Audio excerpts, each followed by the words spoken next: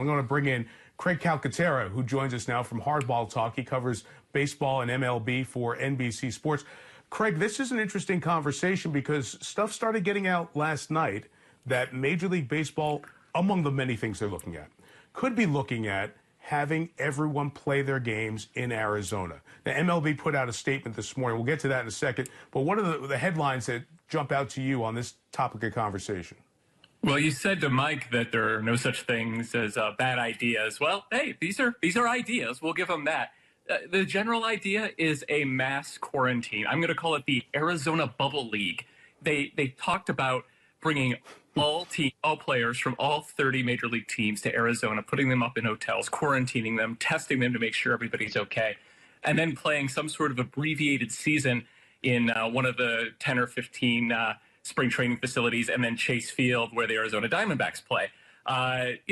They're talking about maybe 7-inning double headers to get in as many games as they can. Not having fans, but having the players sit in the stands rather than in the dugout so they could have 6 feet apart from one another. No mound visits, electronic umpires calling balls and strikes so you don't have maybe a 50, 60-year-old umpire standing behind a catcher in so close proximity.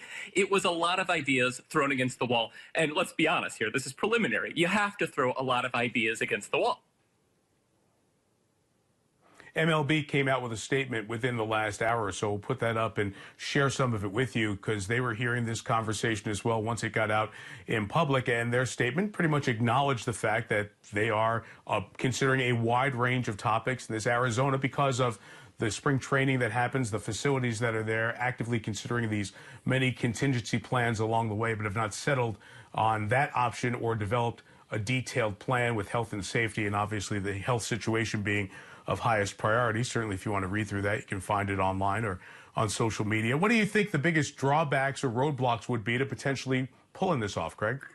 Well, as soon as I heard these ideas when I woke up this morning, I thought of about a dozen or two. I won't go through all of them, but I think the biggest issue, first of all, is quarantining players up to 4.5, 5 months. Let's assume for a moment you could even do an effective quarantine. That's a whole other medical issue that I don't think I'm qualified to talk about. But if you could even do that, do they just not see their families for 4 or 5 months? How does that affect them? What if a wife has a baby back home? What if a parent gets sick, heaven forbid?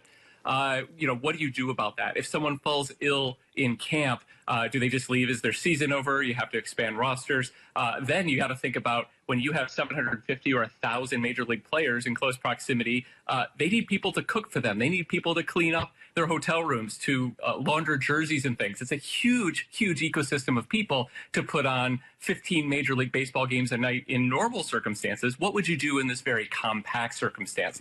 I think that just as a virus grows exponentially, so do the number of people and the number of complications you have when you try to put on professional sports. And I just don't think that if you look that far down the line of how things have to go, that a May timeline is realistic. Hey, maybe we could do this in June, like Mike said. Maybe we could do this in July. But I think this compacted timeline that came out in the report overnight is a bit unrealistic.